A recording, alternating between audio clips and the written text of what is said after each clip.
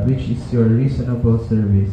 And do not be conformed to this world, but be transformed by the renewing of your mind, that you may prove what is that good and acceptable and perfect will of God.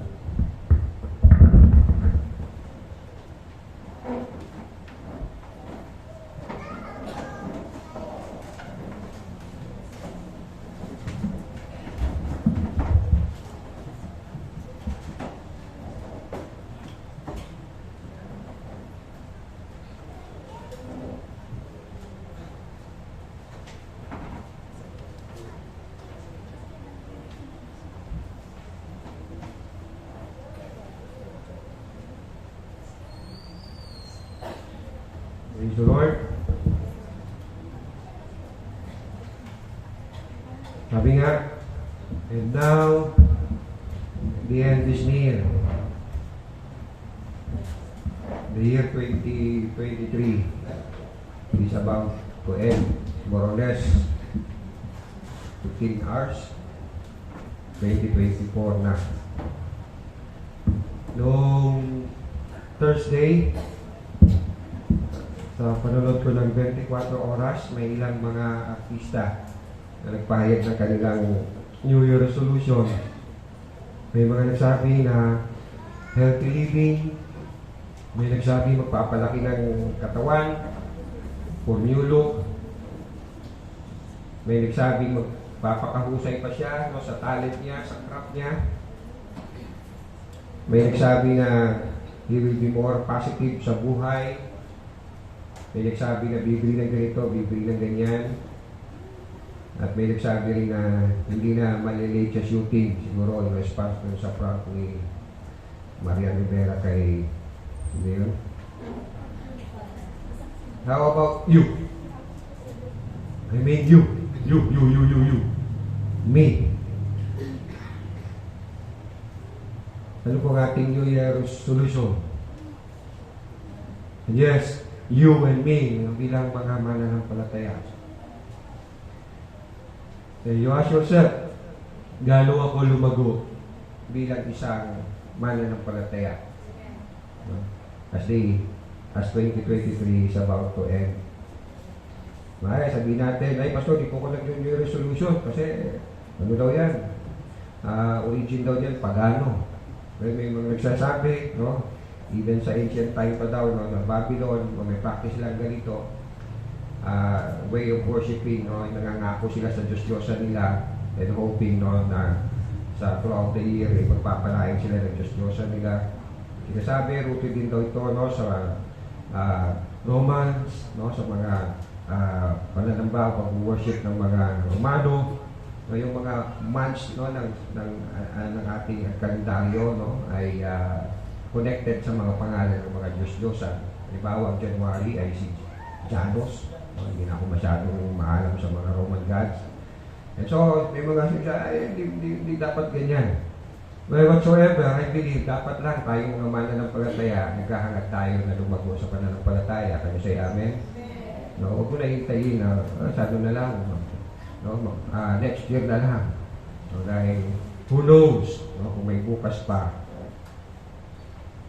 I hope, no, ganit na hindi na po tayo ganito naghahanda kapag kapasuhan. May PowerPoint tayo? O, sige.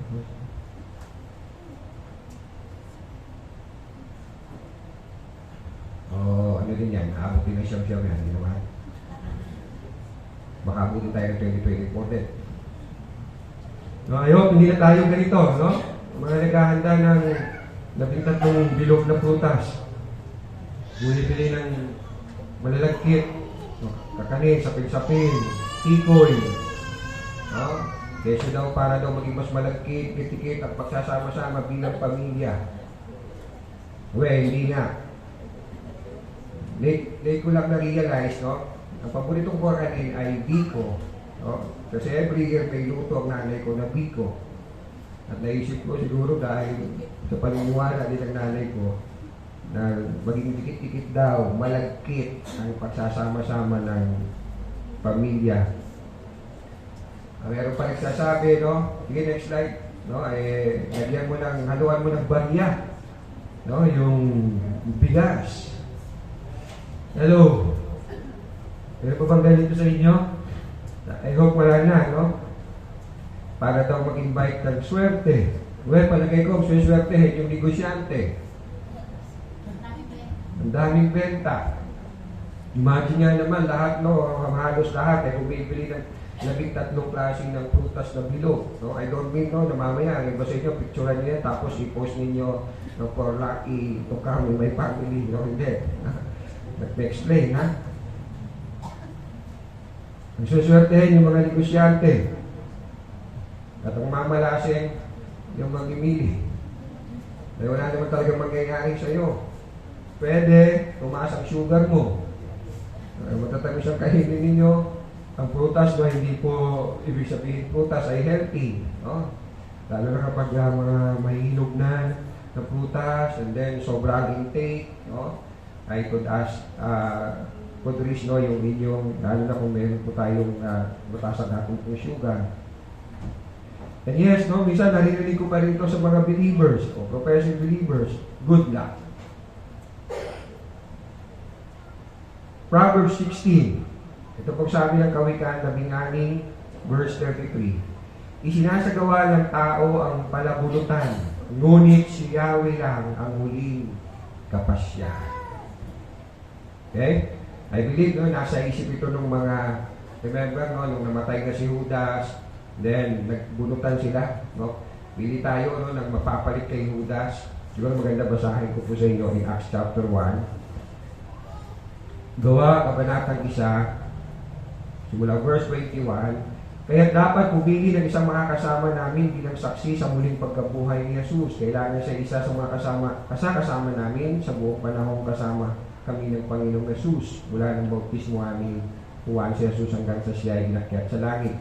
Kaya't minungkahi nila ang dalawang lalaki, si Matias at si Jose, na tinatawag ng Barsabas, na kilala rin sa pangalan Justo.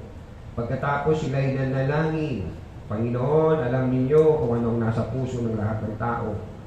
Ipakita po ninyo sa amin kung sino sa dalawang ito ang inyong pinili upang maglingkod bilang apostol. Kapalit ni Judas na tumalikod sa kanyang tungkulin nang siya'y pumunta sa lugar ng mga nararapat sa kanya. Nagpalabunutan sila at si Matias ang napili. Kaya sila ay dinagdag sa 11 apostol. So, pray, and then nagpalabunutan. And again, I believe, no, nung ginawa nila itong palabunutan, naiisip nila itong Proverbs 16, verse 33. Isinasagawa ng tao ang palabunutan, ngunit si Yahweh ang huling kapasyahan.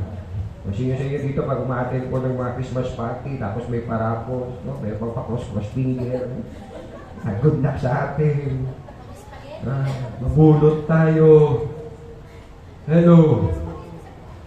Again, ginawa ito ng mga apostol, no? They acknowledge, no, yung soberensya na ang Lord ay in control. Lord, alam mo mga puso ng mga tao ito. Kayo nakababatid, kayo pumili. Okay? So, hindi po natin, no, hindi po natin pinagbabakasakali ang kapalaran natin sa good luck. O sa swerte. Imbis na mag-good luck tayo, God bless. God be with you. Trust in the Lord. Glorify God. Loobin nawa ng Lord. Kung loloobin ni Lord. James chapter 4, no, sa may mga 2024 goals. Next slide.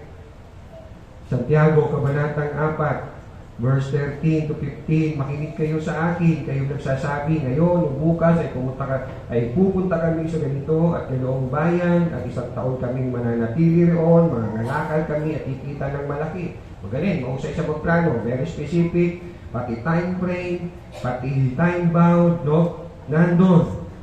Anong kulang? Verse 14, hindi nga ninyo alam kung ano ang mangyayari sa inyo sa araw ng bukas.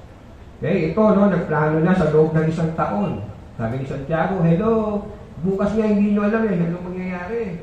Isang taon pa. Again, hindi masama magplano, pero anong kulang po dito? Ang buhay ninyo ay parang usok lamang, sandaling lumilitaw at agad nawawala. Sa halip ay sabihin ninyo, kung luluobin ng Panginoon, mabubuhay pa kami at gagawin namin ito o iyon. So, isa niyo dito ang kaplano, good luck sa akin. Hello.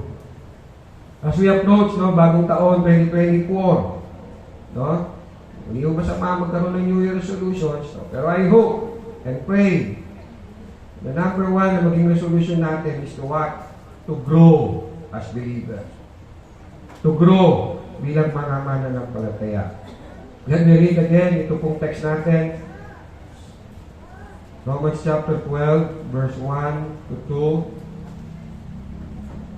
Kaya nga mga kapatid, alang-alang sa masaganang habag ng Diyos sa atin, ako'y nakikiusap sa inyo na ialay ninyo ang inyong sarili bilang isang handog na buhay, banal at kalugod-lugod sa Diyos. Ito ang karapat-dapat na pagsamba o paglilingkod ninyo sa Diyos. Huwag kayong makiayon sa takbo ng mundong ito. Sa halip, hayaan ninyong baguhin ng Diyos ang inyong pag-iisip upang maunawaan ninyo ang kanyang kalooban. Sa gayon, magagawa ninyo kung anong mabuti, kalugod-lugod at ganap na kalooban ng Diyos. Bago po ako magtuloy, no, baka mamaya, ang gawin naman ninyo, di na kayo maghanda ng biko, di na kayo bumili ng sapin-sapin, ha? Wala akong sinabi, no, ng kasalanan, magluto ng sapin-sapin, malagkit, no, baka hindi na ako bigyan, pwede pa rin pa naman ako, no?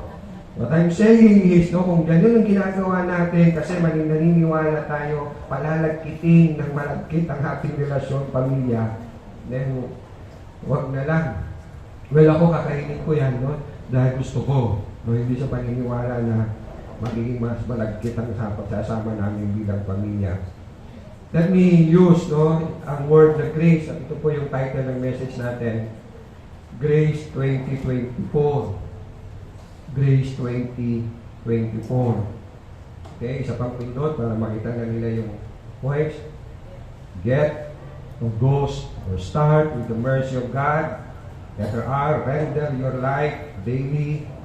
A, avoid to be influenced by the world. Change your mind by God's Word. Exercise God's Word or God's will.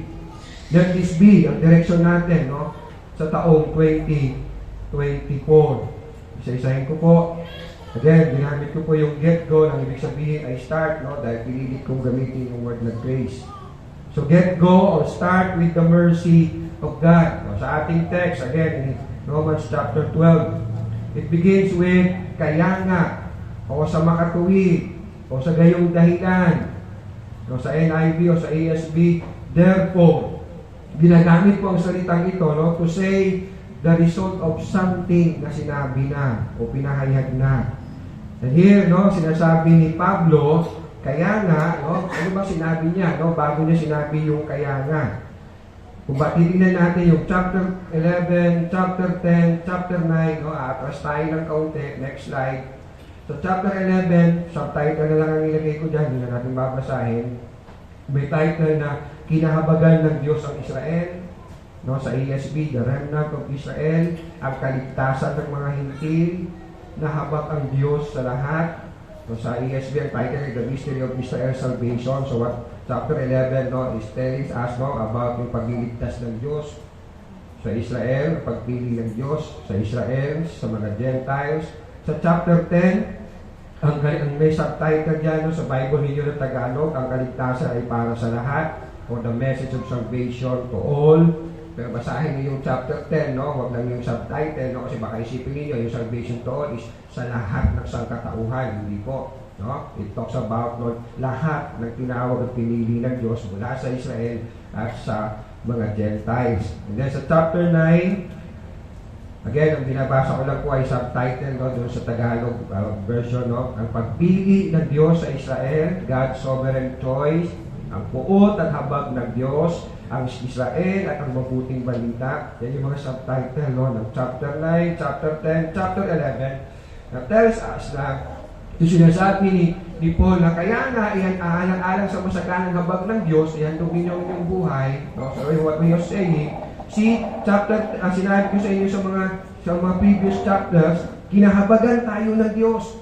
Kaya, dahil kinahabagan tayo ng Diyos, kaya nga, ihandog ninyo, ialay ninyo ang inyong buhay sa Diyos. Hindi sinabi ni Paul na ihandog ninyo ang inyong buhay para kahabagan kayo ng Diyos, kundi dahil kinahabagan tayo ng Diyos, ialay natin ang ating buhay sa Diyos. Kaya si Paul, no, intindi niya ito, naligtas siya sa biyaya at patuloy siya naglilingkod sa Panginoon sa biyaya ng Diyos. So you start with the grace of God. This is my New Year resolution. Gusto kong higit pang maging mabuting, tapat, no? Pakisabi sa iyong katabi, hindi ka pa perfect, di ba?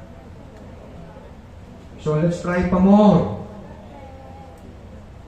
Let's try pa more. And again, now we will start. Let's start with the grace of God. Yeah. Kinahabagan ako ng Diyos. Kaya, oo, amen. Hey, no? Kaya mo siya ako lang yan. Basta, tingnan-tingnan nyo lang, hindi sa malisya siya. No? Kinahabagan ako ng Diyos. And so, ihahandog ko ang aking buhay patuloy sa Panginoon. 1 Corinthians chapter 15, verse 10, sabi ni Paul, unang Korinto, kabanatang 15, bilang 10, ngunit dahil sa kagandahang loob niya, ng Panginoon, ako'y naging isang apostol, at hindi naman nawala ng kabuluhan ng kaloob niyang ito sa akin. Katunayan, nagpagal ako ng higit kaysa sino man sa kanila. Subalit hindi ito dahil sa sarili kong kakayahan, kundi dahil sa kagandahang loob ng Diyos na nasa akin. From the very beginning, naiintindihan ni Apostle Paul, sa biyaya ako naging apostol, at patuloy ako nagiging apostol dahil sa biyaya ng Panginoon. Kaya si Peter sa kanyang huling sulat, anong sabi niya sa last verse ng kanyang huling sulat sa 2 Peter chapter 3 verse 18, sa halip patuloy kayong lumago sa kagandahang loob ng ating Panginoon at tagapagligtas na si Jesucristo. Listen, hindi natin lubos, hindi natin talaga lubos na mako-comprehend, mako-consume, mauubos, yung biyaya ng Diyos sa buhay natin, sa buhay na ito. Can you say amen? The grace of God will sustain us hanggang sa maharap natin ang Diyos, sa ating kung pagkikinuha niya na tayo sa kanyang second coming. Grace, grace, grace, grace, grace, grace, grace, grace ng Lord. Ilan ang grace meron tayo dito? Grace Masamong, Grace Nubitos. Meron pa bang grace dito? Wala na? Sana more grace to come. At magpaalala sa atin ng biyaya ng Panginoon.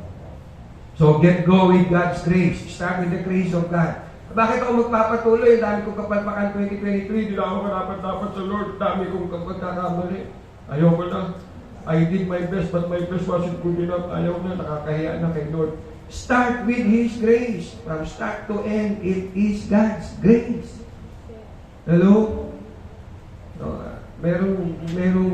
Merong dito, pabalik-balik siya pag namadaan, pero hindi pa siya nag-church. Kabataan. Lagi sinasabi, kasi nahiya na ako kay Lord. Do you understand the grace of God? Meron pa isang kabataan, wala na rin sa atin dito, hindi na sa kabataan ngayon. Bilib na bilib pa naman ako how he explain yung grace. Pero nung bumagsak siya, hindi niya nakita yung grace ng Lord. Hello, bisa galing natin mag-explain ng grace, pero hindi tayo marunong gumamit ng grace. Hindi po grace Masamong, hindi grace Nubitos ang sinasabi natin, grace ni Lord. Grace of God. Letter R, render or you offer your life daily. Again, sa text natin, kaya mga kapatid, alang-alang sa masagalang habag ng Diyos sa atin, ako'y nakikiusap, ialay ninyo ang inyong sarili. Again, maghahandog tayo because of the grace of God. Hindi maghahandog tayo ng buhay natin para makuha natin ang grace ng God.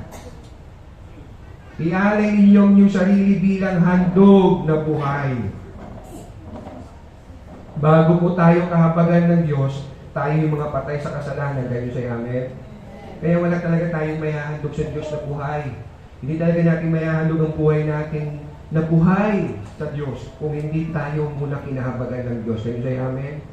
Kaya sabi niya, ihandog ninyo ang buhay ninyo kasi kinahabagan na kayo. Kinahabagan na tayo ng Diyos. And so ihandog natin ang buhay natin bilang handog na buhay.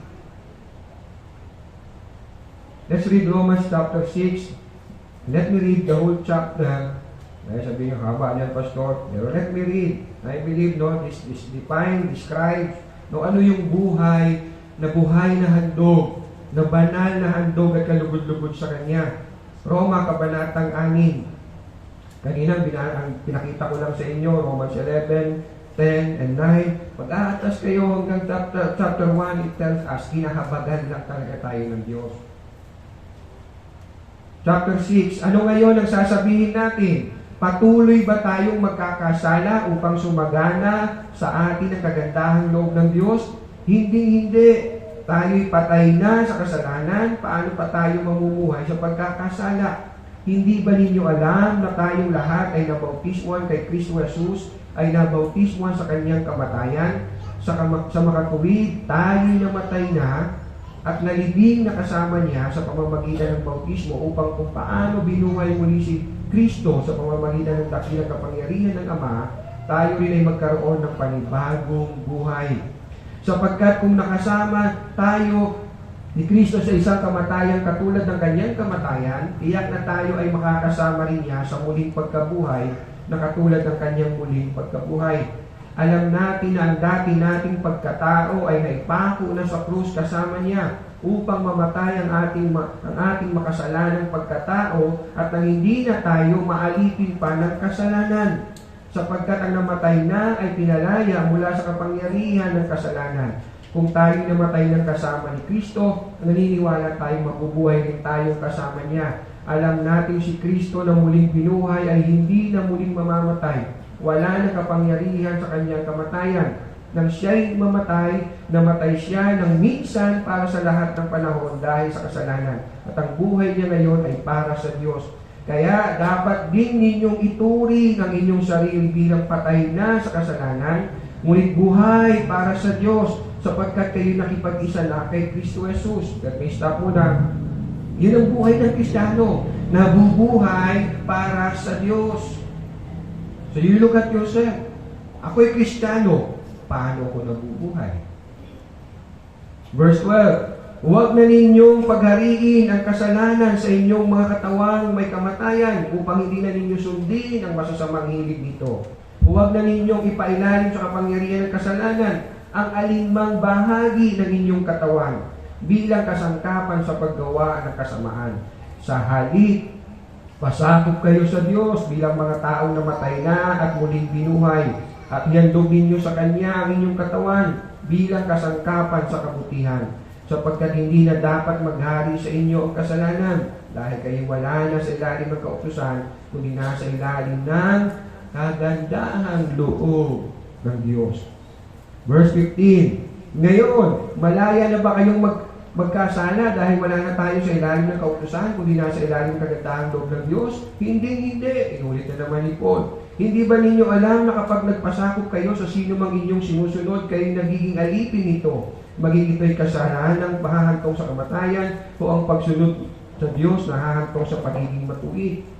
Ngunit salamat sa Diyos, kayong dating mga alipin ng kasalanan ay taus-pusong sumunod sa katotohanan na nasa aral ay binigay sa inyo. Pinalaya na kayo sa kasalanan at kayo ngayon ay mga alipin na ng katuwiran. Gumamit ako ng karaniwang pangungusap dahil sa inyong likas na kahinaan, kung paano ipinailalim ninyo nung una ang inyong sarili sa karumihan at sa kasamaang palala ng palala. Isuko ninyo ngayon ang inyong sarili bilang alipin ng katwiran para sa mga banal na layunin. Noong alipin pa kayo ng kasalanan, hindi kayo saklaw ng katwiran. Anong napala ninyo sa mga bagay na iyon na ikinahihiya ninyo ngayon? Kamatayan ang ibinubunga ng mga iyon. Ngunit ngayon pinalaya na kayo mula sa kasalanan at alipin na ng Diyos, ang natamo ninyo isang buhay na banal at ang ibinubunga nito'y buhay na walang hanggan. Sapagkat kamatayan ang kabayaran ng kasalanan, ngunit ang walang bayad na kaloob ng Diyos ay buhay na walang hanggan sa pamamagitan ni Kristo Jesus na ating Panginoon. See, why we can render our lives sa Lord? Kasi kinahabagan na tayo ng Diyos. Binigyan tayo ng bagong buhay. Look at me, no? Palagay ko lahat tayo noon nabigyan na ng pagkakataong mabuhay sa kasalanan. Nabuhay tayo sa kasalanan. Binigyan tayo ng Lord ng tulid sa kasalanan. I don't know, He's the author of sin. Pumasok ang kasalanan. Let's graduate na. Dahil binigyan tayo ng bagong buhay. And I hope and pray, Lord, lalo natin makita na as we grow in faith, Hindi hamak na mas maganda ang buhay na nasa Panginoon kaysa sa buhay ng wala pa sa Panginoon. Hindi siya amen. We read kanina sa Romans chapter 6, yung mga makasalanan, ibang inulit yan sa first John, hindi ako nagkakamali, tama pagkaalala ko. Ang masama ay lalo pang magpapakasama. And so kung hindi tayo biniyayaan ng kagandahang loob, ano mangyayari sa atin? Magpapakasama tayo. And praise be to God na binigyan tayo ng bagong buhay. At yun ay dahil sa kanyang kagandahang loob, biyaya. I hope and pray that as you grow in your faith, ay makita nyo lalong-lalo at patuloy na yes, walang mas mabuti kundi ang mabuhay sa Panginoon kaysa sa buhay na wala sa Panginoon.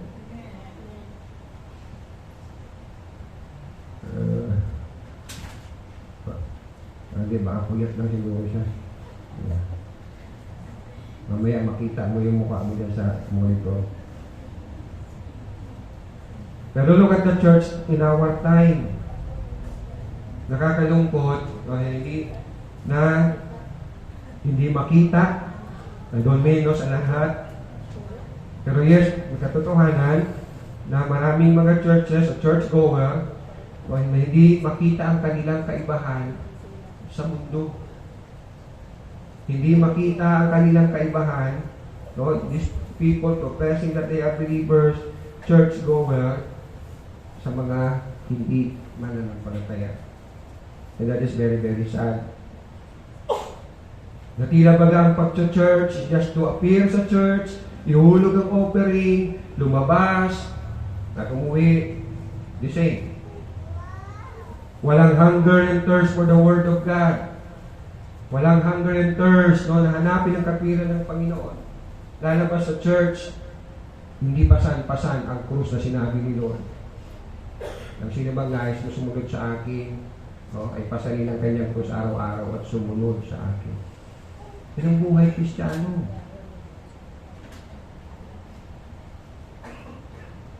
No hunger and thirst for the Word of God. Now you may ask, Pastor, how we will know na walang pagkauhaw, pagkagutom sa salita ng Diyos yung professing believer? Ba palagay ko, alam niyo ang sagot. Amen?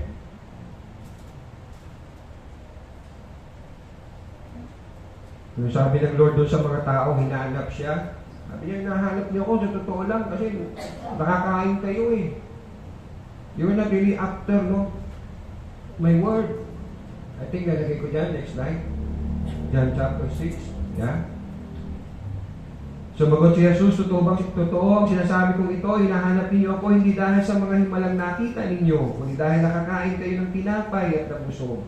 Huwag ang pagkain na sisira ang inyong pagsikapang kamtan, kundi ang pagkain hindi nasisira, nagbibigay ng buhay na walang hanggan. Iyan ang ibibigay sa inyo ng anak ng tao, sapagkat ipinakita ng Diyos Ama na siya ang may ganitong karapatan. Itong mga tao ito, todo effort nila, naunahan pa nga nila si Jesus, sinalubong nila kung saan si Jesus papunta.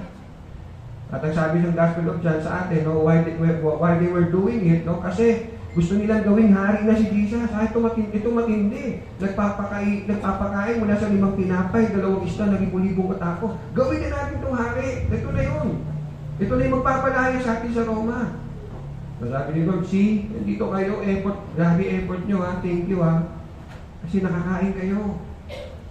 You're not really after me. You're not really after the life, buhay na walang hanggan. Kundi mga bagay na pansamantala lamang. Sa panahon natin, ang krus, tila passion statement na lamang. Nakasabit sa leeg, sa wrist, siya nakatato, nakapray sa t-shirt. Pero pag tinignan mo yung buhay, walang krus araw-araw. Napasan. Sabi ng Lord, sino mang nagnanais sumunod sa akin ay kinakailangan takwil ang kanyang sarili, pasanin araw-araw ang kanyang krus at sumunod sa akin. What is this cross? Family problem? No. Ano itong krus na ito? Anak? No. Pananalapi? No. Karamdaman? No. Love life? No.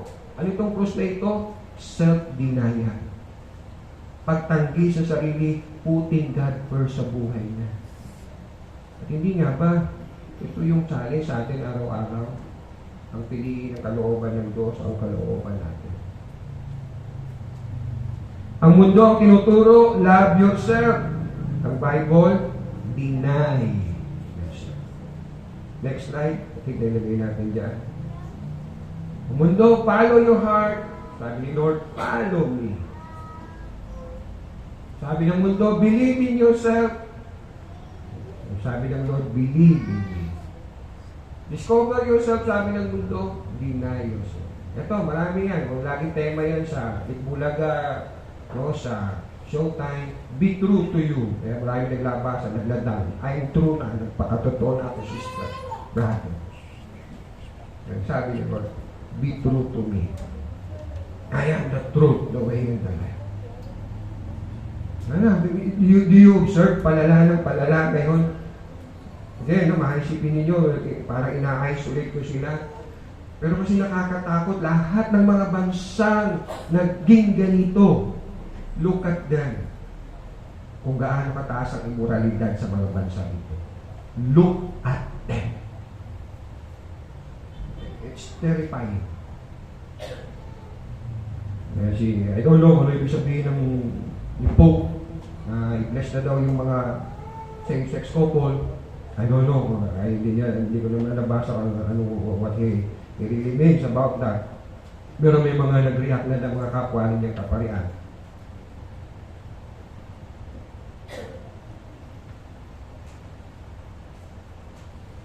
To be blessed is to what? To put God first. To priority the Lord sa buhay mo. That is to be blessed. Ngayon, ang mga tao nung nag-iisip na, ano magiging maganda sa 2024? And you will check, it's all about magandang, ano naman, iPhone, what, 16? No? Hello?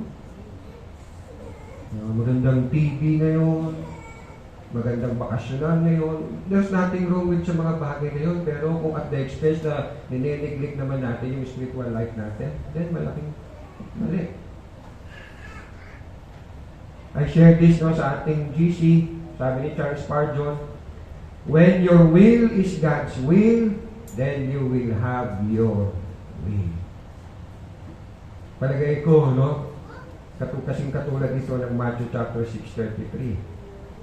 Seek ye first the kingdom of God and His righteousness, and all these things shall be added unto you. So you ask yourself, with all my plan ngayong 2024, God's will ba? Kanina umaga may napanood ako that name. Sabi niya, mula naging Kristiyano ko, na-simplify ko lang yung buhay ko sa dalawang bagay. Sorry, naalala ko lang kanina, yung isa lang sinabi niya. Pag bibili ako, mag-decide ako, whatsoever na gagawin ko, iisipin ko, bibilihin ko, plaplanuhin ko, I ask myself, nag-glorify ba si Lord? Yun lang yung ano niya. Yun lang yung measurement niya. Yun lang yung magsasabi sa kanya, yes or no, go, sige, no, hindi. Nag-glorify si Lord. Period. Sabi niya, non-negotiable na sa akin yan. Gano'n natin diligisan sa buhay na. And sad, no, yung Matthew chapter 6:33 na memoryado ng maraming Kristiyano, ang thinking nila, ang application lamang niya, ay umatay ka ng church, then that's it, period. Nakatay na ako nakapag-worship na ako ng Sunday, I already did it. Seeking first the kingdom of God and His righteousness. Ginawa ito itong survey na ito. Before that, meron tinanong na ganitong tanong, ano ang pinakamalaking hamon na kinakaharap ng church sa 20th century? So tayo ay nasa 21st na. Ano ang pinakamalaking hamon na kinakaharap ng church? Ito naging sagot niya.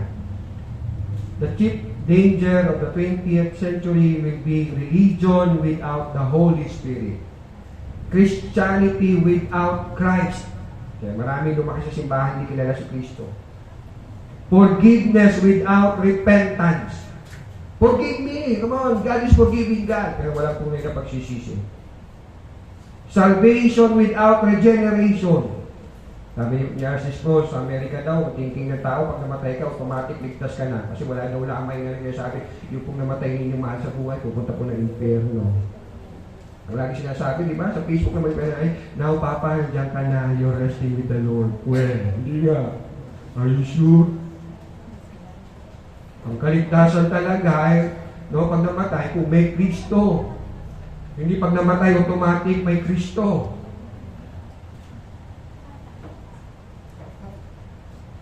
Religion without the Holy Spirit, Christianity without Christ, forgiveness without repentance, salvation without regeneration, politics without God, heaven without hell. At totoo ito. Nagkaroon ng survey, no, Christian ang gumawa nito, taong 2022. At itong lumabas. Ang correspondent ay 3,000 na adult from evangelical churches. Okay, next slide. Tingnan niyo ang mga sagot nila. Again, 3,000 ang tinanong nito. 51% ng 3,000, God is perfect being and cannot make mistake. 50% lang. Yung 50 naniniwala ng Diyos ay nagkakamali. There is one God in three persons, God the Father, God the Son, God the Holy Spirit. 54%. So 46% hindi naniniwala sa Holy Trinity o sa Triune God. God accepts, sa Amerika po ito nangyari, God accepts the worship of all religions, including Christianity, Judaism, Islam. Ang nagdi-disagree, 16% lang. So, ibig sabihin, ilan? 84% nag-a-agree, yes, ina-accept ni Lord ang pagsamba ng mga Islam, ng mga Judaizer, at kung ano pang mga relihiyon. Imagine that. Na kung bigyan natin ng istorya ng Amerika, they were a Christian, they were Christian nation.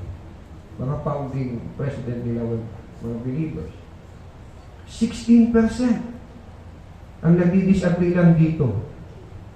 Meaning, no, naniniwala lahat ng mga reliyon na ito, just isa-isang Diyos lang yan. No, it's not. God learns, ito pa, God learns and adapt to different circumstances. Ang nagdi-disagree lang, 23%. Ibig sabihin, yung Diyos na pinaniniwalaan ng almost 80%, Diyos na, kaya hindi niya na-solve yung COVID agad-agad kasi pinag-aaralan pa ni Lord. Paano ko ba i-solve yung COVID na ito? Kaya took 2 years, 3 years, 4 years.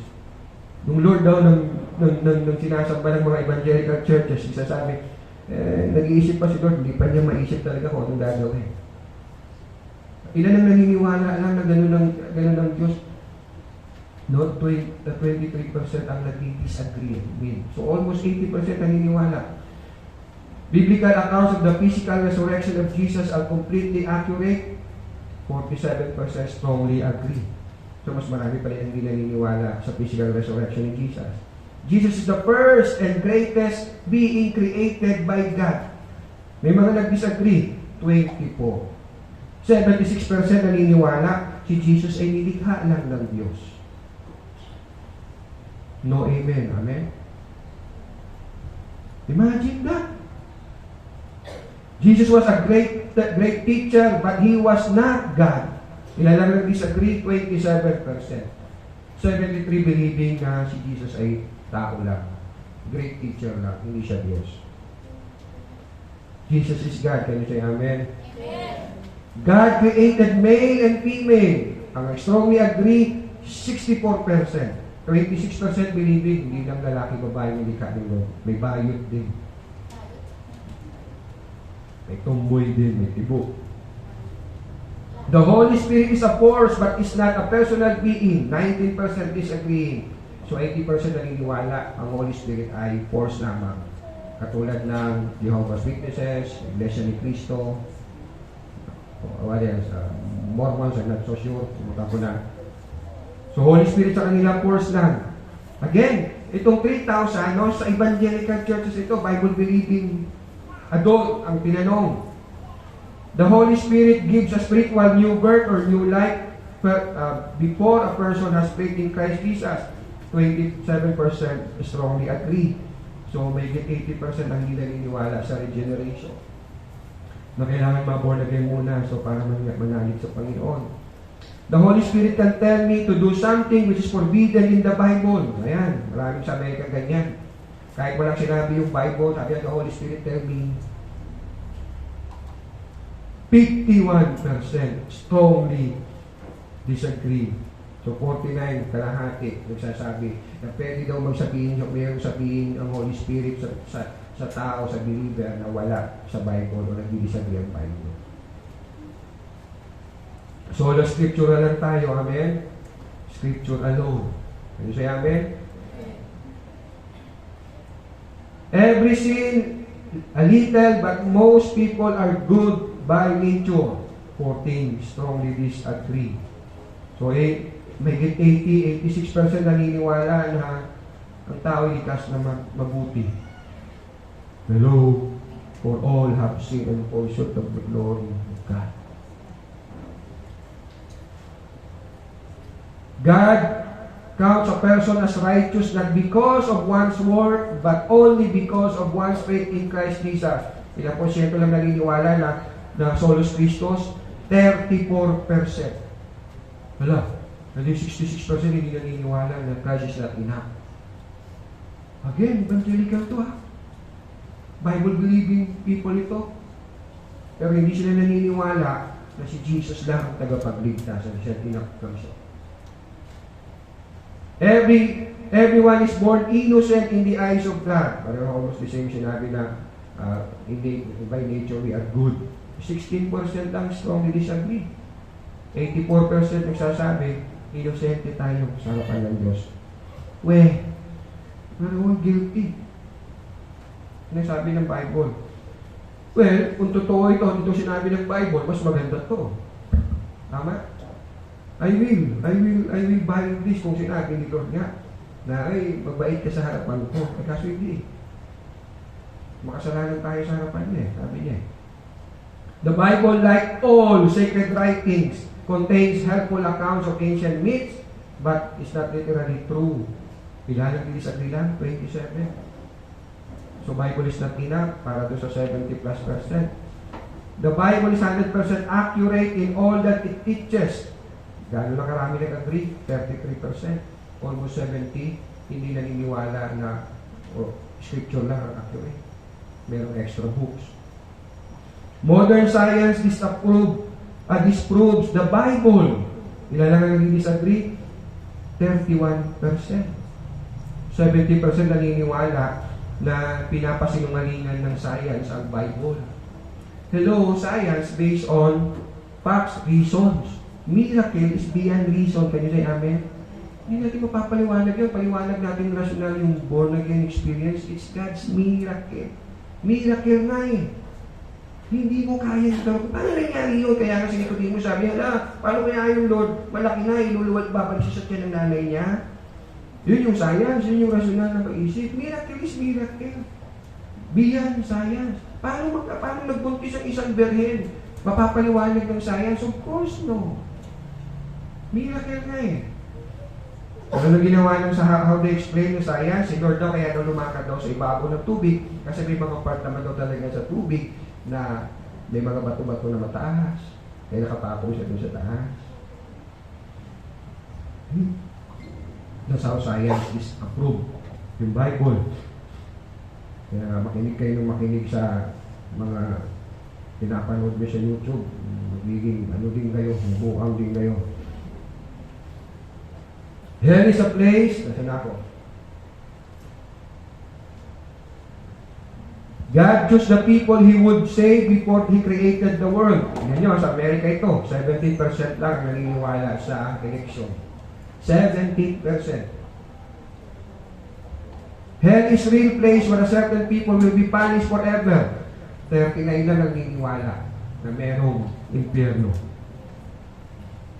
There will be a time when Jesus Christ returns to judge all people who have lived. 45% lang ang nag-agree. Ito, worshiping alone or with one's family is valid replacement for regular attending church. Ilan lang porsyento nag-disagree? 10% lang. 90 agreeing na yes, kung pwede ka sumimba sa Lord, magsamba sa Lord, sa loob ka lang ng church, sa loob ka lang ng bahay mo, mag-isa o kasama pamilya mo. Okay yun. Well, ganun ba design ni Lord? Hindi ganun ang design ni Lord. Can you say amen? Amen. Hindi eh. Tingnan natin yung Bible, hindi ganun ang design ni Lord eh. Imagine that na evangelical church ito, 10% lang, di ba? Minsan proud tayo. Anong denomination kayo? Evangelical kami. Pero, see how evangelical believe. Kasi na yung mag-promote ng denomination dahil Christians should be silent on issues on politics, 40%. Every Christian has obligation to join a local church. No, it reflects dahil nga 10% lang nagdi-disagree na pwedeng sa bahay ka na lang, mag-isa ka na lang mag-worship sa Lord, manalangin sa Lord. Di ba maraming ganyan? Pag kayo mga nila pastor, hindi naman ako nakakalimot kay Lord. Well, hindi nga, sabi ng Bible, di ba kakaligta na pagtitipon, nagtitulad ng ginagawa ng inaan. Tapos yung telling mo, hindi ako nakakalimot kay Lord. Sinabi naman yun eh. Christians, every Christian has an obligation to join a local church. 18% lang. Ang naniniwala na dapat ang isang mananampalataya, may local church siyang ikinakaaniban. Kaya pala walang laman ng mga simbahan. Nauubos ako ng mga laman ng simbahan. Sex outside of traditional marriage is a sin. 33% na lang nag-agree. Almost 70% nagsasabi, okay lang yan, yung premarital sex, casual sex. It's not. Abortion is a sin. 34% lang ang naniniwala. Remember si John the Baptist, 6 months pa lang siya, nagpupuri na siya sa Lord, di ba? Dumating si Mary, lumundag ang sanggol, sabi ni Elizabeth, lumundag yung sanggol sa aking sinagpupunan nung marinig ang pagbati ng ina ng aking Panginoon. Sabi naman yun, dugo pa lang yan, patay mo yan. Gender, ito pa, gender identity is a matter of choice. Galing ito sa evangelical churches, ha? 3,000 adult believer, professing believer, 38% are disagreeing. Ibig sabihin, 62% are saying, okay, totoo yan. Ang tao mag-decide kung ano gender niya. Ngayon, feeling ko, babae ako. Mamaya paglabas ko ng church, lalaki ako. Ano? Tapos pagkatabi ko na yung asawa ko, kung kalabit siya sa akin, feeling ko, babae ako. Gulo ng buhay. Tapos, yung church natin, ganito pa lang. Pag nagkaroon ng LGBTQIA+, ilang CR ang gagawin natin? CR pa lang, kulang to. May magbigay kayo sa box. And kidding aside, tignan ninyong mga bansang practicing this kung gaano ka-immoral ang mga tao sa mga lugar na yun. Tignan ninyo. Makinig kayo sa kanila, love, love, love, love. John 3:16, for God so loved the world. Tignan ninyo. In fact, ang Bible na pakita na Sodom and Gomorrah.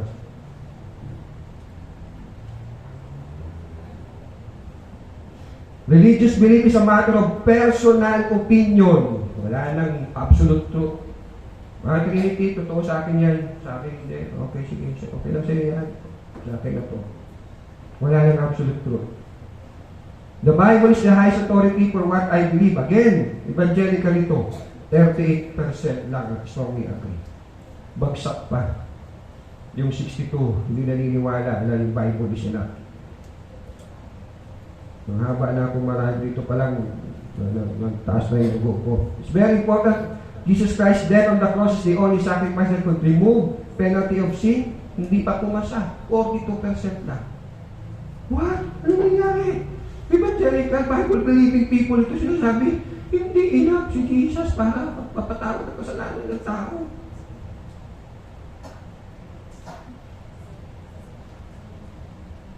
Ano sinasabi ng survey na ito?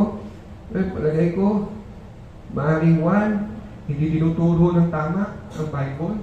2, maaaring hindi na ituturo ang dapat ituro. 3, O maaaring katulad ng katabi mo, natutulog kung tinuturo.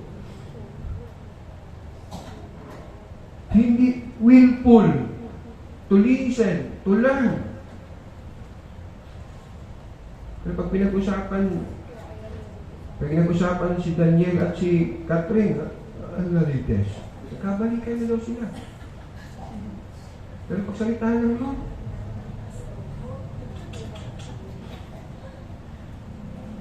so, ano kaya kung sa Pilipinas kaya ganapin itong survey na ito? Ano kaya ang lalabas na survey? And this is very sad. Punta na ako sa pangatlo, lumaba na ako. Avoid to be influenced by the world.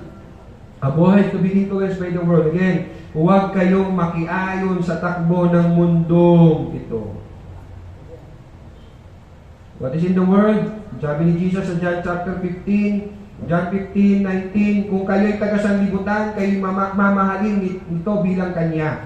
Ngunit hindi kayo taga-sanlibutan, kundi pinili ko kayo mula rito. Kaya napupuot sa inyo ang sanlibutan.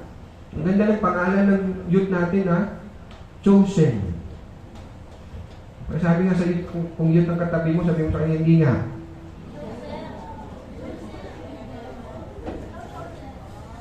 Pinili ko kayo mula sa sanlibutan. At dahil pinili ko kayo, no, sabi ni Lord, kapuputan kayo ng mga taga-sanlibutan. 1 John chapter 2 verse 15, huwag ninyong ibigin ang sanlibutan o mga bagay na nasa sanlibutan. Ang umiibig sa sanlibutan ay hindi umiibig sa Ama. Ang lahat ng nasa sanlibutan, ang pagnanasa ng laman, pagnanasa ng mga mata, pagmamalaki sa buhay na ito, ay hindi nagmumula sa Ama, kundi sa sanlibutan. Diba yun ang inoffer ni Satan kay Jesus? Bibigay ko ang lahat ng yaman ng mundo, sambahin mo lang ako. James chapter 4 verse 4, mga taksil, hindi ba ninyo alam na kapag nakipagkaibigan kayo sa sanlibutan ay kinakaaway naman ninyo ang Diyos? Ang sino mang nagnanais na maging kaibigan sa sanlibutan ay nagiging kaaway ng Diyos.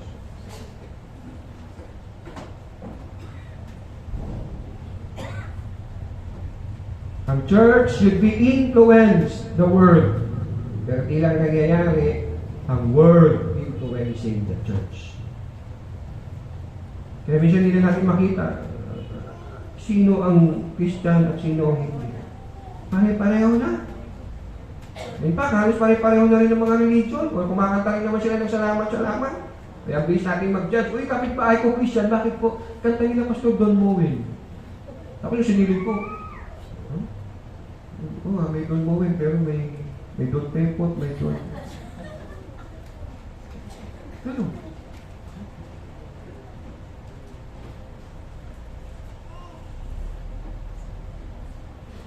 Ano sabi ng Lord sa mga I missed to put mo anong chapter ito.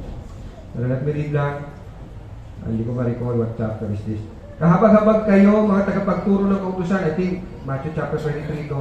Kahabag-habag kayo, mga tagapagturo ng kautusan, mga Pariseo, mga mapagkunwari, hinahadlangan ninyo mga tao upang hindi sila makapasok sa kaharian ng langit.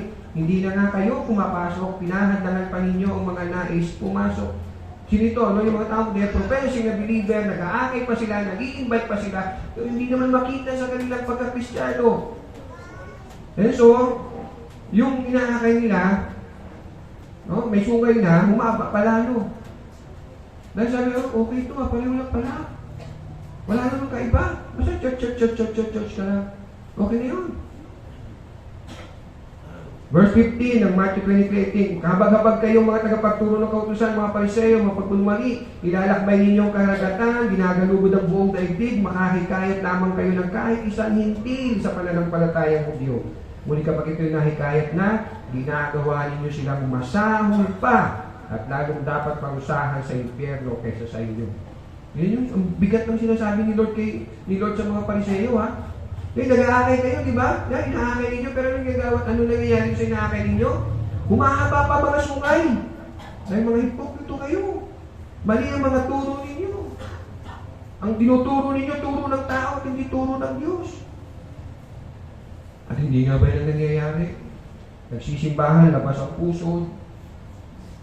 Nagsisimbahan, tatlo dito, tatlo dyan. Kantahan ito ng praise and worship, kala mo nasa disco house. Mukha ng mundo. Walang kaibahan.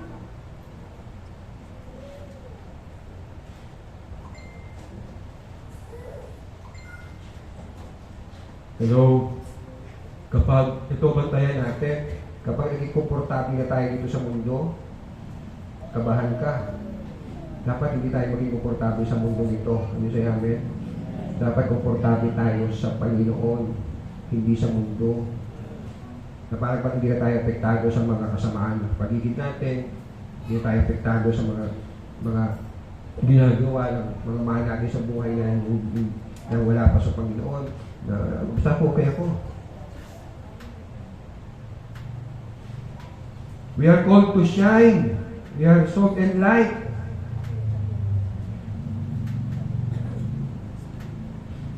Inaakay sa church ang mga tao din, pag naging bahagi na ng church, mas nagiging mas masahol pa.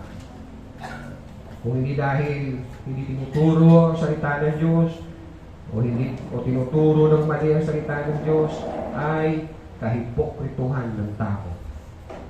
Mananampalataya profession believer. Nawa, as God adds years sa buhay natin, we are more becoming like Christ. Yes, pakisabi sa'yo katabi, hindi pa ako perfecto. Hindi talaga. Hello? Wala bang perfect dito, di ba? Pag may perfect, pako kita dito sa krus. Wala. Hindi ako nakatayo dito kasi perfect. Wala. Pero ito ang pagkatawag sa atin. Sabi nga ni Lord, no, Peter, be perfect for your Father in heaven is perfect. I share this sa my day natin. Sabi ni Paul Washer, may this next year bring you closer to Christ and farther away from the lesser passion which would steal you from Him. Napakaganda. Naway itong hangarin natin. Na this year, Lord, lalo pa akong ma-inlove sa iyo at ma-loveless sa mundo. Meron pa rin naman kasi nandiyan pa ng nature natin. Hindi pa tayo perfect di ba? Kasi sa inyo dito nalungkot, kailan natanggap ko ng Pasko. Tapos po tayo cause of Christ. Diba? So pag nalungkot tayo, yung cause of Christ pala si Jesus, Lord. Tao lang. Hindi siya nakakalimutan. Ganito lang yung tanong. Ganito, Lord. Ang dahil ginawa pala ng taon. Ang dahil ko pinagdaan ng hirap. Ito. Nasustinos-day mo ako. So church, let's avoid not to be influenced by the world. So, paano tayo mag-a-avoid o paano natin ma-avoid na ma-influence tayo ng mundo kung i-deny natin o isasantabi natin o hindi natin papahalagahan ng gawain katulad nito. Hello? Sabi ni John MacArthur, next slide, the church is not an option for true believer. It is the very family of God to which every true believer longs to be a part. Bakit tayo nandito? Hindi dahil perfect na tayo. Kung nandito tayo para, Pastor, encourage me, remind me. Kapatid, pag-pray mo ako, minsan siya nakakalimot talaga ako. Minsan naisip ko kapatid, magbigtila sa puno ng kamatis, sa totoo lang. No? Remind me, encourage me. Kapatid, pray for me. Magpaalalahanan tayo. Minsan magtuwiran tayo. Pero sabi nga ni Lord, sabi ng Bible, no? Season with grace and love. Hindi tayo dito nagtuturuan ng mga nagpingin sa isa't isa, no? Magkondeman. Kung hindi nagpapaalalahanan tayo kung may pag-ibig. Kasi kinahabagan lang naman din ako. Kinahabagan ka lang din naman. Amen? Wala naman dito special Lahat tayo, grace lang ng Lord.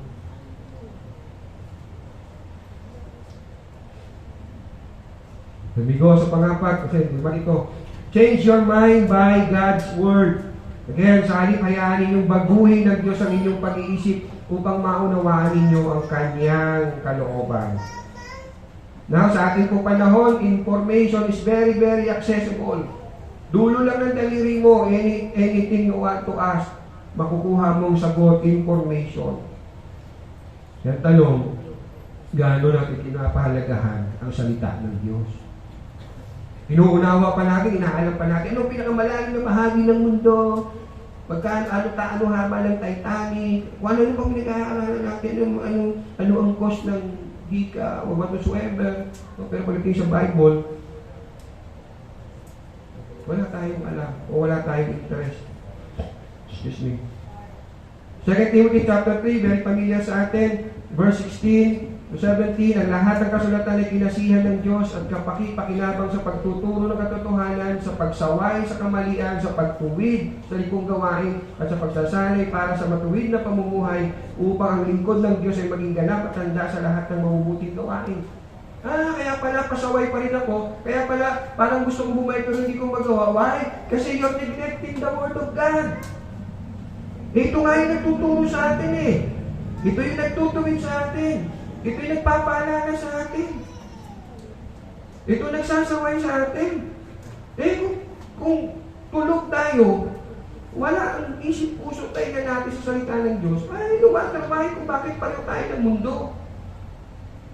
We are neglecting His Word. Ephesians chapter 4. Ephesians chapter 4 verse 11. At binigyan niya ang ilan ng kaloob upang maging mga apostol. Tingnan niyo po itong mga binigyan ni Lord. Basically, tagapagturo ng kautusan, tagapagturo ng salita ng Diyos. At binigyan niya ang ilan ng kaloob upang maging mga apostol, iba yung mga propeta, iba yung mga evangelista, iba yung mga pastor at mga tagapagturo, mga guro. For what? Ginawa niya ito upang ihanda sa paglilingkod ng lahat ng mga hinirang, upang maging matatag ang katawan ni Kristo. Kaya palang mahuna akong Kristiyano, kaya pala akong madaling matukso sa kasalanan. Kasi wala nga salita ng Diyos.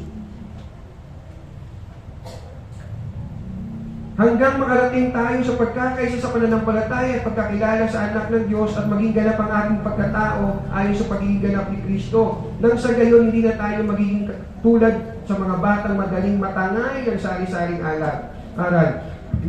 Hindi na tayo maliligaw sa mga tao hanggang ay dalhin tayo sa kamalian sa pamamagitan ng kanilang kapusuhan at panlilinlang. Sa halip sa pamamagitan ng pagsalita ng katotohanan sa diwa ng pag-ibig, tayo dapat maging lubos. Tayo dapat maging lubos na katulad ni Kristo na siyang ulo nating lahat. Sa pamamagitan niya, ang buong katawan ay pinag-uugnay ng mga kasukasuhan na mula rin sa Kanya. At kung maayos na gumaganap ng tungkulin ng bawat bahagi, lumalaki ang katawan at pinapatatag nito ang sarili sa pamamagitan ng pag-ibig. Ibig sabihin, mauna tayong Christian. Why? Wala tayong pagpapaalala sa salita ng Lord eh.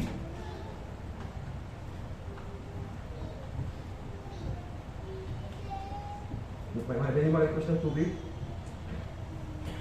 Mga 5 minutes na lang ako.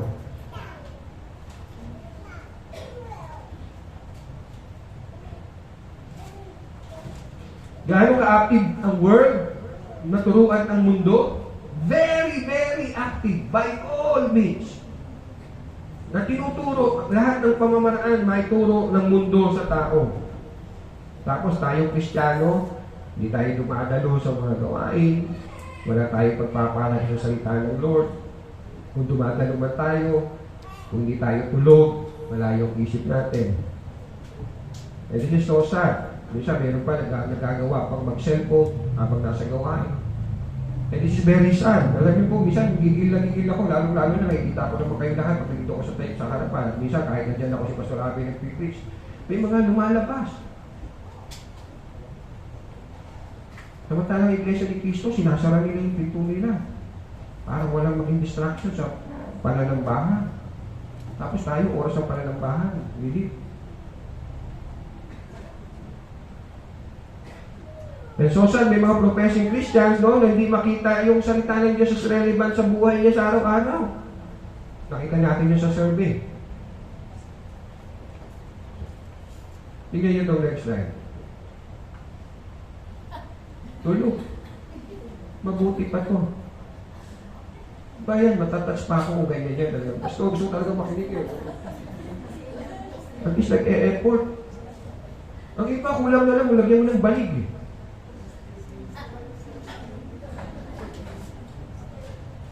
Pero nagsabi sa akin, no? May nagsabi pa sa akin, Pastor, kaya hindi ako nag-church kasi nahihiya na ako, natutulog ako sa church eh. So are you telling me dahil natutulog ka sa church, hindi ka na mag-church? Tapos ano pa sabi niya sa akin? Pastor, okay lang naman kasi nag-ano naman ako eh, nag-o-online.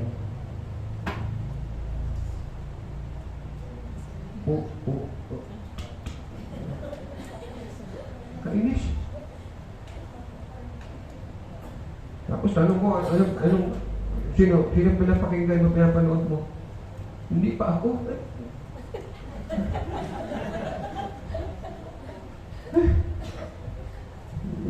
Naalala ko si Lord, galit na galit siya doon sa pangalan. Hanggang kailan ako magtitiis sa inyo?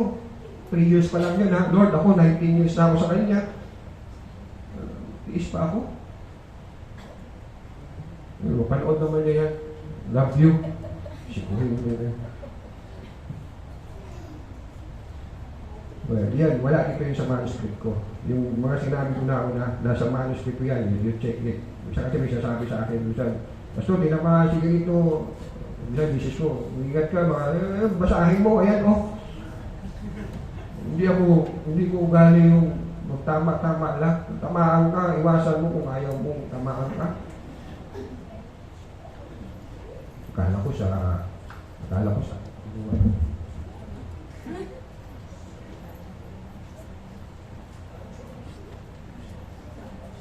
yun naman, last naman ito sa taong ito.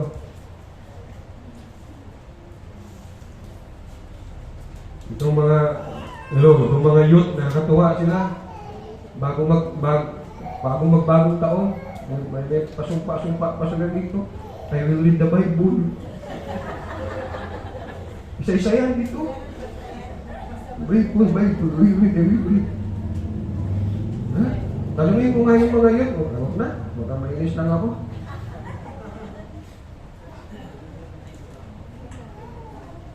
Again, we're not gathering here kasi mga perfecto tayo. We're not. Kaya nga may ganito. Tingnan mo si Lord, di ba? Pinahayo niya na, 3 years niya tinuruan, pero ano pa sabi niya? Maghintay kayo ng Holy Spirit. And then, tipong-tipong kayo, alakasan kayo, mag-pray kayo. Kasi hindi pa sila perfect. And we're not. In fact, pag lumabas tayo, magkasala na tayo pagka. Di ba? Kaya meron tayong ganito. We're not here no magpaligsahan, pagalingan, papananan. Hindi ganoon. May super Christian ako kaysa sa'yo. No, hindi ganoon. We're here to worship God. We're here to seek His will. We're here to obey Him. We're here to help, to ask help from Him. Hebrews chapter 3.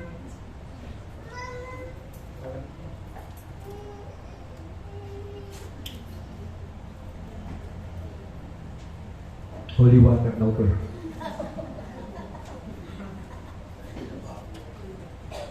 Dahil dyan, pahaba. Tuloy ako. Hindi, nagdali na ako. Sinisipon na ako.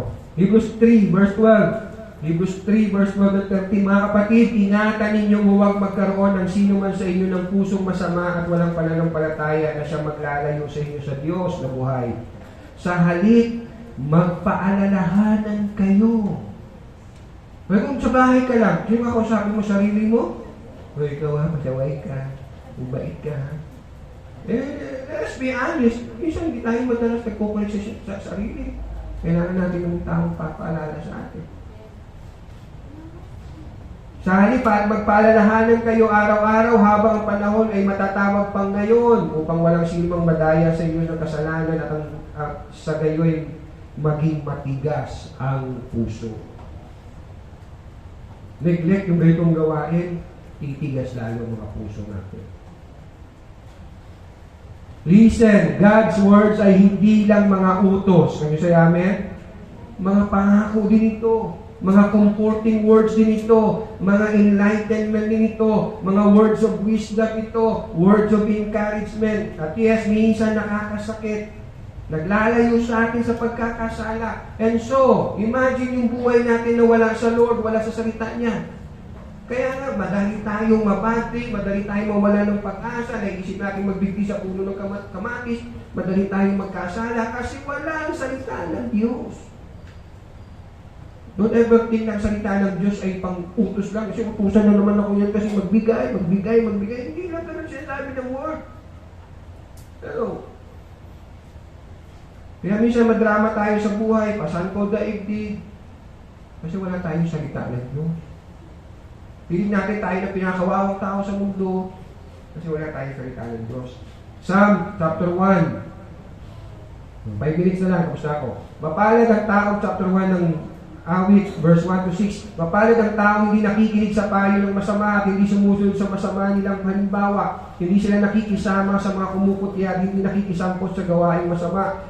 Sa halip kasiyahan niyang sumunod sa kautusan ni Yahweh. Binubulay-bulay niya ito sa araw at gabi. Katulad niya punong kahoy sa tabi ng isang batis, laging sariwa ang dahon at namumunga sa takdang panahon. Anuman ang kanyang gawin, siya'y nagtatagumpay.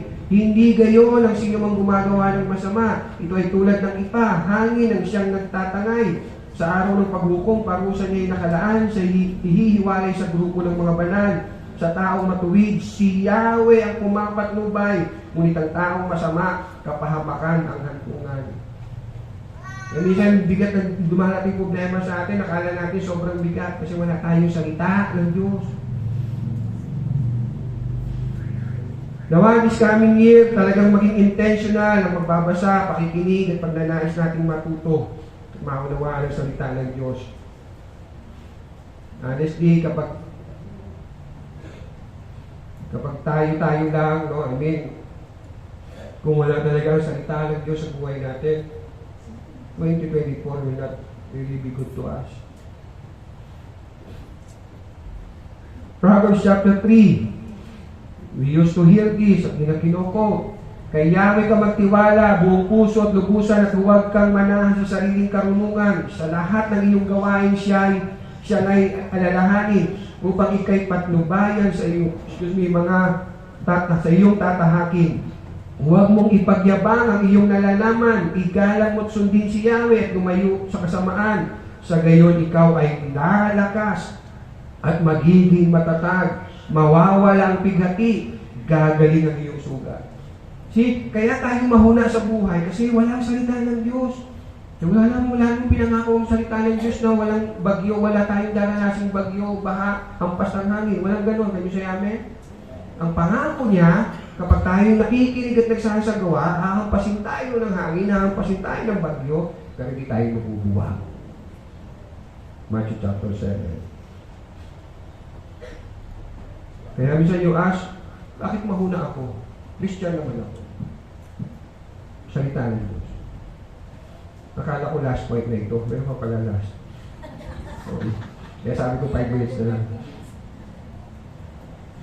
Okay, go. Shortcutan ko na. Ang panguli, exercise God's will or God's word. Sa gayon, magagawa ninyo kung anong mabuti, kalugod-lugod at ganap na kalooban ng Diyos. Di ba sabi, obey first before you complain. Makinig muna ang salita ng Diyos bago ka gumawa. So how you will know ang ginagawa mo kalooban ng Lord kung nakinig ka. Pero kung hindi ka naman nakikinig, wala kang pagpapala sa salita ng Diyos, mahuna ka. Nawa this coming 2024, so makita natin ang ating mga sarili na we are more listener and doer of God's Word. Di ba lahat tayo ay tumayo? And here I will end. Kung may Bible kang hawak, kumuha ka ng partner mo, bawat isa may partner. Na kayo lumayo, ipatabi na lang ninyo. Okay, so bawat isa may partner.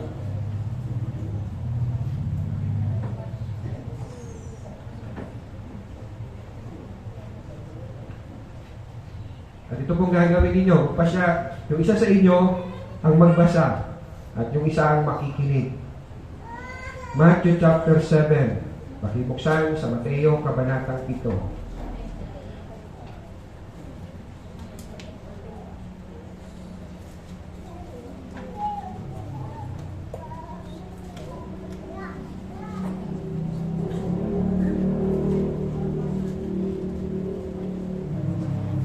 Then, nakita na yung Matthew chapter 7. Okay? Yung unang may hawak ng Bible, siya unang babasa, verse 24 and 25, pagkatapos niyang basahin, ibigay mo naman sa kanya, siya naman ang babasa para sa iyo. And may this word of God na babasahin natin, no, makita sa atin, yes, no, yung 2024 po will be a blessed 2024 kasi I am a listener and doer of the word of God. Okay, so yung unang may hawak ng Bible, pakibasa sa kanya, verses 24 to 25. Ready, read?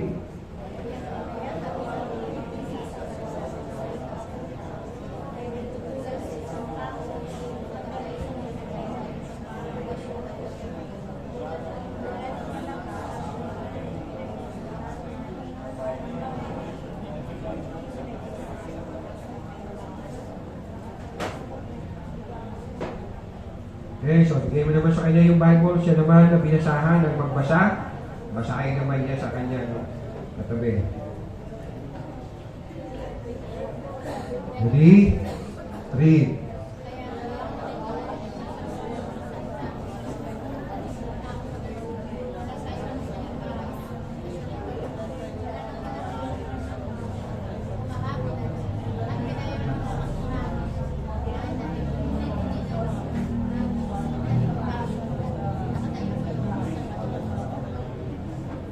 Finish.